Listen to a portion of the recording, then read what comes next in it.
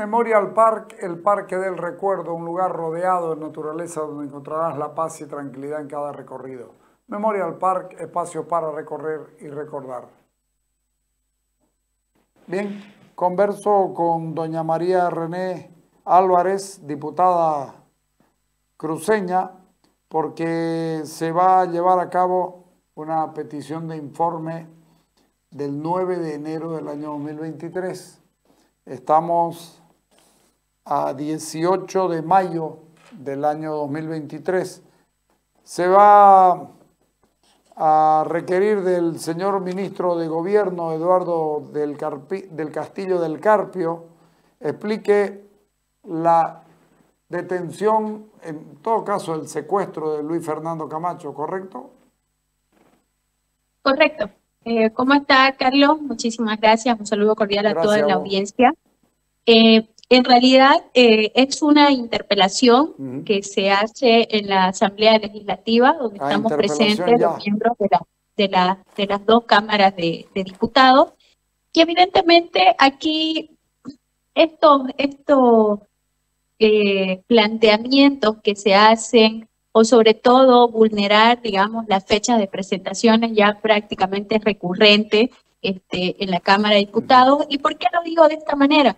Porque nosotros como bancada de oposición y específicamente la bancada de Santa Cruz perteneciente a Creemos, hicimos, por supuesto, las gestiones correspondientes para presentar esta interpelación, donde ingresa con anterioridad a las otras que se hayan sumado a la misma, pero finalmente sabemos pues que no por coincidencia no se nos dan o se nos admiten a nosotros las interpelaciones. Esto no es la primera vez que sucede. Y evidentemente vemos una negligencia o un mal proceder por parte del representante de la Cámara de Diputados, en este caso Jorge Mercado, donde presenta con mucha tardanza o de manera tardía al Pleno para que se lleve a cabo esta interpelación y sucede que el presidente de la Cámara de Senadores, en este caso Andrónico, sí admite la interpelación con el mismo tema por parte de la bancada de senadores de Comunidad Ciudadana, y en este caso esta es la interpelación que el día martes vamos a tener, que es la de los representantes de Comunidad Ciudadana. Perdón, me llama la atención, antes el procedimiento era primero se hacía la petición de informe y luego se interpelaba si no estaban satisfechos. Aquí han pasado directamente a la interpelación. Sí, porque, Carlos, imagínense, la anterior vez tuvimos una respuesta a una petición de informe oral que la hicimos en diciembre acerca del operativo que se llevó a cabo con cruces de fuego en el Noel Mercado, ¿se recuerda? Sí. Donde pierde la vida un oficial y un narcotraficante. Esto pasó en diciembre del año pasado y recién hemos tenido respuesta de este operativo hace una semana atrás. Es decir, 5 meses después. Entonces, cada vez para nosotros el acto de fiscalización en la Asamblea Legislativa es una situación totalmente degradante, porque evidentemente no transparentan cuáles son las funciones, porque si vos estás pidiendo de manera a tiempo por algún caso en específico, en un tema específico, es porque necesitas respuestas prontas, ¿no? Después de 1 año o 2 años, cuando ya esta situación incluso se vuelve mucho más contundente en el tema, por dar un ejemplo, en el tema del narcotráfico. Viola incluso el valor del acto interpelatorio, de la petición de informe y el valor de la propia Cámara de Diputados, porque el Ejecutivo se está haciendo la burla con la anuencia, por supuesto, de Jorge Mercado, pero se está haciendo la burla.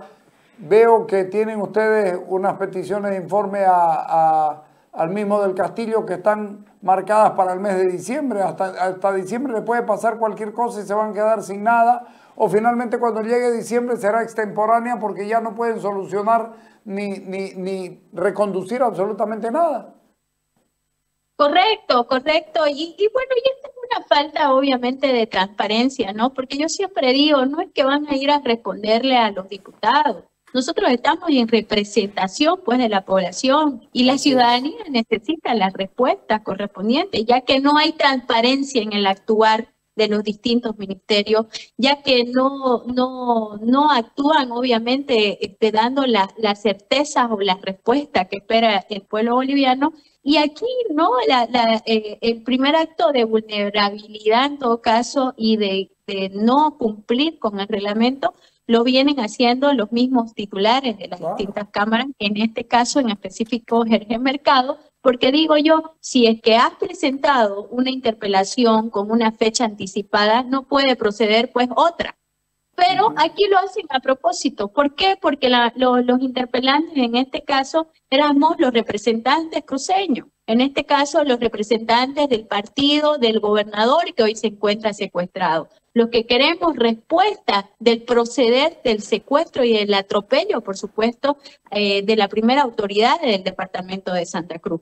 Y no es casual, lo hacen a propósito, dejando en desmedro la representatividad de Santa Cruz, un atropello más al departamento de Santa Cruz. Pero sin embargo, siendo admitida esta interpelación por los senadores, por la Cámara de Senadores de Comunidad Ciudadana, nosotros pues vamos a estar presentes sin lugar a dudas, no como interpelantes, pero finalmente tenemos pues que tomar apunte, porque digo yo, Carlos, no puede ser, es seguramente predecible lo que va a decir, el discurso y el relato que ya tienen armado, de la aprehensión, dicen ellos, de Luis Fernando Camacho, pero no ha sido así. Todos hemos sido testigos de la vulneración que se le ha hecho a la primera autoridad electa del departamento de Santa Cruz. Entonces, pero no pueden pues quedar eternamente en la impunidad, ¿no? Se supone que si hay... Claro, y se supone si hay un mínimo de seriedad, Carlos, tendrías que cumplir con el valor primeramente de decir la verdad. No podría faltar la verdad en una interpelación pública donde te estás dirigiendo a todo el pueblo boliviano. Entonces hay que tomar los apuntes porque, reitero, el poder no es eterno. Ellos piensan que lo van a tener eternamente, pero todas estas cosas y acciones tienen que quedar por escrito, tienen que quedar documentadas para posteriormente pues tomar las acciones que se deba a los delitos que los mismos gobernantes hoy por hoy están haciendo en nuestro país, ¿no? Porque es una interpelación muy fuerte.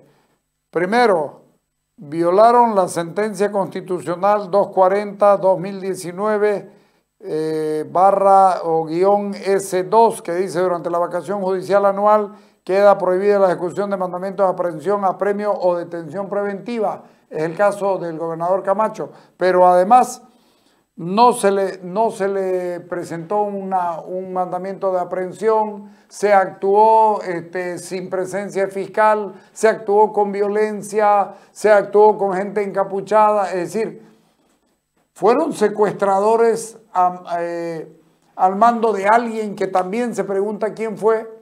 Los que secuestraron al gobernador Camacho lo llevaron a Cochabamba, de Cochabamba lo llevaron a La Paz, siempre abusando del poder. Y esto es a lo que yo quiero ir.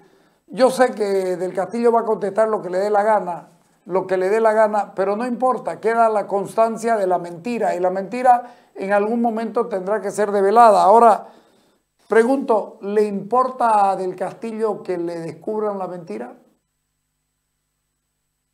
Ellos se quedan, pues, hoy por hoy impunes, ¿no? Por eso es que actúan de manera deliberada.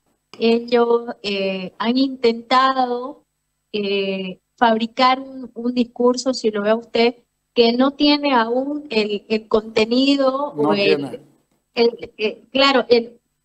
peso que ellos quisieran darle para finalmente esparcir, ¿no? esta falsa narrativa en Bolivia. No olvidemos que tenemos que volver al inicio. Santa Cruz ha sido el departamento interpelante, ya que estamos en el ámbito de la interpelación, donde reclama por sus demandas justas, donde reclama por el respeto a la democracia, donde reclama por el respeto a las libertades, que eso es una situación que para mí ahora es muy lamentable, porque dado los hechos muy consecuentes que hace el gobierno en la vulneración, por supuesto, a las garantías constitucionales, al mismo Estado de Derecho, es que el ciudadano prácticamente está tomando una situación, una posición como de costumbre a que te vayan vulnerando, que te vayan coartando tus libertades. Y esto es muy peligroso porque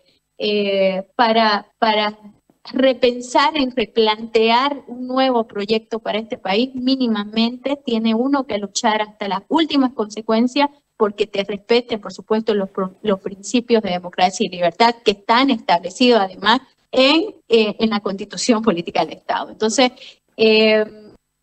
ellos se creen impunes, o sea, ellos se creen protegidos porque actúan de esa manera, ¿no? Sabemos que es una cúpula, una mafia prácticamente que se mueve dentro o que operativiza dentro del gobierno, pero volvemos a lo que ya habíamos dicho anteriormente, esto tiene que quedar por escrito, tiene que quedar documentado, tiene que haber pruebas fehacientes de la mentira que de manera sistemática ellos tratan de alimentar hacia el pueblo boliviano y hacia afuera también.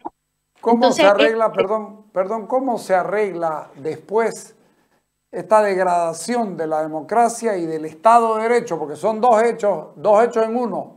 Hay una degradación de la democracia como tal, el derecho a protestar, el derecho a decir, el derecho a defenderme, y el Estado de Derecho, que el gobierno no puede usar la justicia para castigar políticamente. ¿Cómo se arregla esto para tener una mejor calidad de democracia con los que nos están gobernando ahora? La verdad es que el direccionamiento que muestra este régimen que hoy nos está gobernando cada vez es más decadente en el respeto pues mismo de la democracia, ¿no? O sea, no es normal que sucedan este tipo de episodios que a plena luz del día a una autoridad electa se le despoje prácticamente de su tierra, de su departamento y lo lleven a cuántos kilómetros que está fuera además de su jurisdicción totalmente. Sí. Entonces, y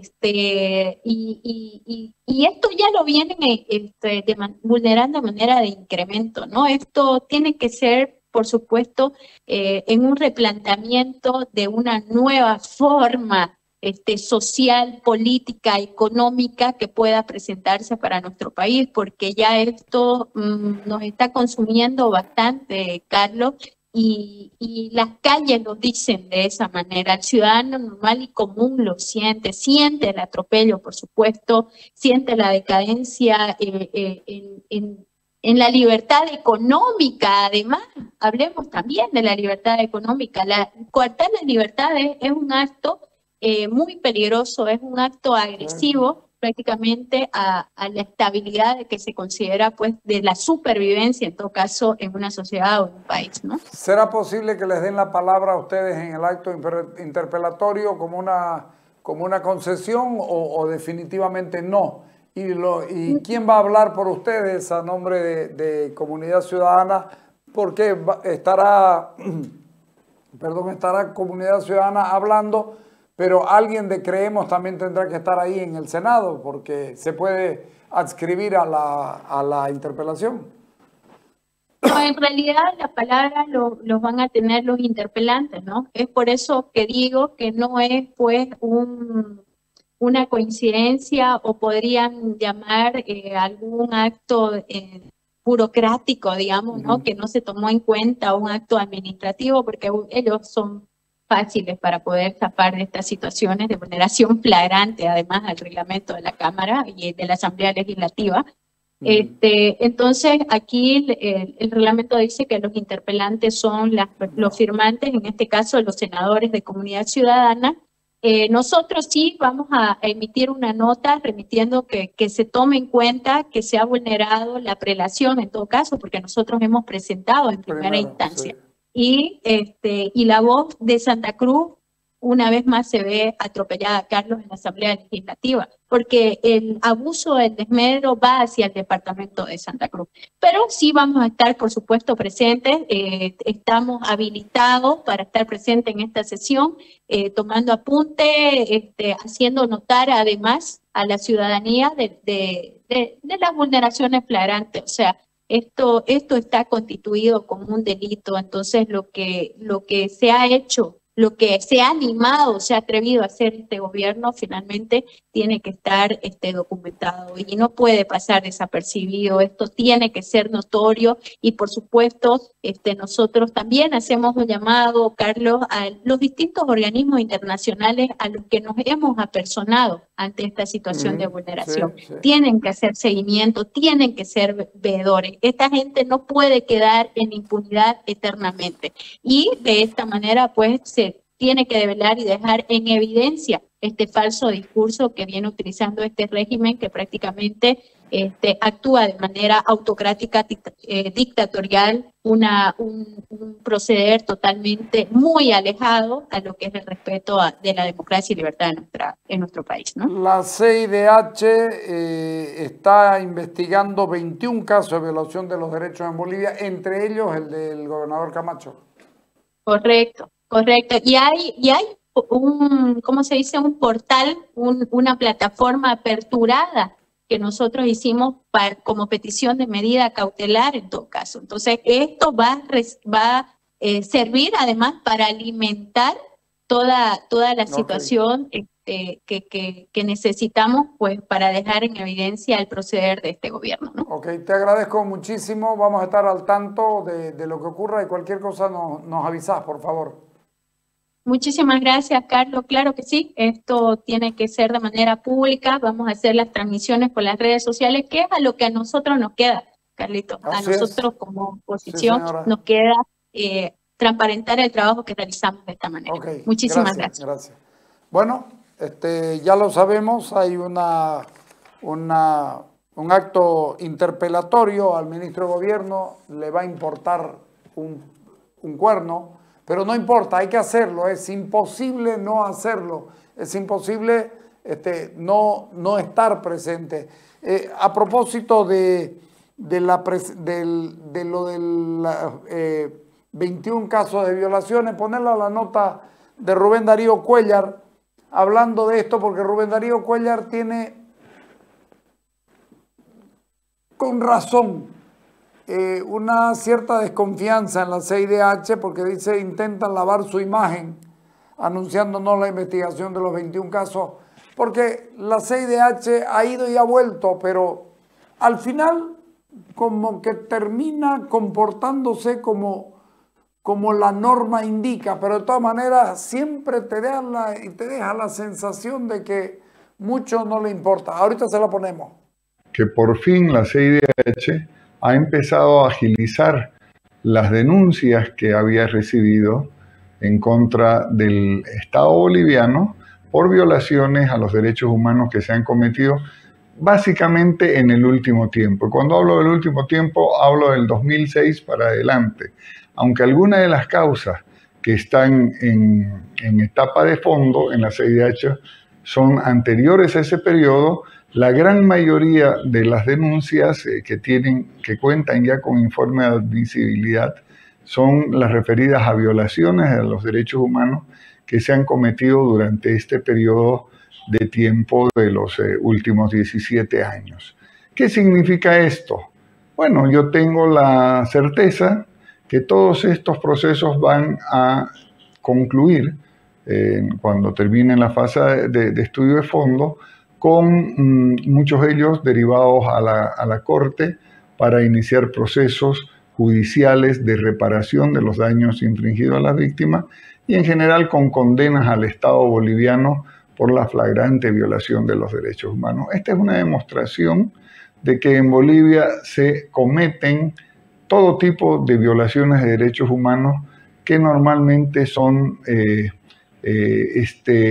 violaciones que nunca llegan a identificarse a los violadores, se mantienen arropadas en un manto de impunidad que el propio gobierno se encarga de desplegar sobre estas personas violadoras.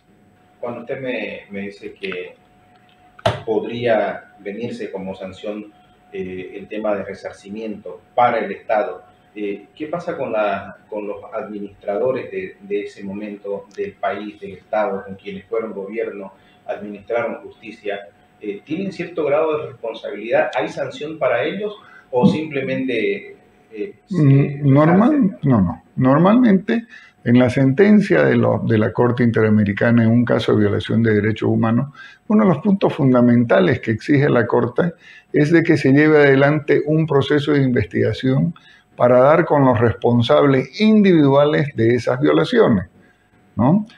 Primero. Segundo, cuando impone las reparaciones económicas, materiales, porque hay varias formas de reparación, el Estado tiene la obligación de repetir, es decir, de hacer pagar esas reparaciones a los directos violadores de esos derechos. Por lo tanto, no es correcto suponer que solamente con la sentencia el Estado eroga una cantidad de dinero X y ahí se acabó la cosa. No, porque inclusive cuando un proceso de violación de derechos humanos alcanza sentencia en la Corte Interamericana de Derechos Humanos, se abre el camino expedito para presentar un proceso ante la Corte Penal Internacional, ahora sí, ya no contra el Estado, sino contra los directos responsables de esas violaciones. Por lo tanto, la impunidad se acaba tardíamente gracias a la actuación ineficiente en muchos casos de la CIDH, porque usted va a ver casos, por ejemplo, como el de Marcelo Quiroga Santa Cruz, cuyo patrocinio lo tiene esta fundación, que ya lleva 40 y tantos años de sucedido y hasta hoy el proceso no concluye. El informe de fondo de este caso todavía no es conocido y por lo tanto el proceso no llega ante la Corte Interamericana para juzgar a los responsables no solamente de la desaparición de Marcelo Quiroga Santa Cruz, sino de la obstaculización que hicieron a lo largo de todo este tiempo de todos los procesos destinados a investigar quiénes participaron directamente en su desaparición, quiénes ordenaron esa desaparición y por qué la documentación que tiene que ver con esa desaparición ha sido negada reiteradamente a la familia y a la defensa del desaparecido Marcelo Quiroga Santa Cruz. Por darles un ejemplo. ¿Por qué me viene perfecto, Rubén Darío Cuéllar? Porque entre las preguntas que se hacen al ministro, ¿qué acciones se tomaron desde el ministerio a su cargo para identificar y sancionar el uso excesivo de la fuerza pública? Informe usted respecto al secuestro realizado el 28 de diciembre de 2022. ¿Quién fue la autoridad que dio la orden que se proceda con dicha acción? ¿Cuáles fueron las autoridades y oficiales de la fuerza pública que elaboraron y comandaron la operación que dio con el secuestro de Luis Fernando Camacho? ¿Quiénes fueron los miembros de la fuerza de la policía, Fuerzas Armadas u otros que participaron en el secuestro? Si ustedes lo escuchan y lo recuerdan, lo dicho por Rubén, es exactamente lo mismo. Ojalá el niño ministro conteste como corresponde. Yo pienso que no, que al gobierno le da lo mismo una interpelación más, una interpelación menos. Estoy convencido, pero absolutamente convencido, de que en su caso puede hasta decir la verdad si le da la gana.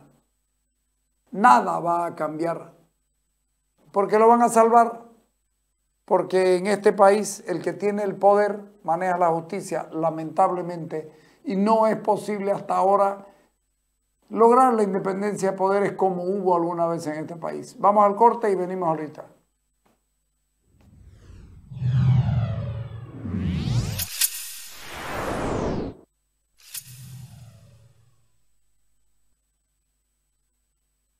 Hace más de 30 años que Chocolate se unió a la leche y formaron un clásico para nuestras vidas. ¿Quién no ha tomado un chocolate delicioso? Es por eso que ahora lanzaron una nueva campaña, juntando dos clásicos de nuestra infancia como el rock y las series animadas. ¿Qué estás esperando para ver la nueva publicidad de Chocolate? Te va a encantar, y más si la acompañas de tu chocolate listo para tomar a toda hora.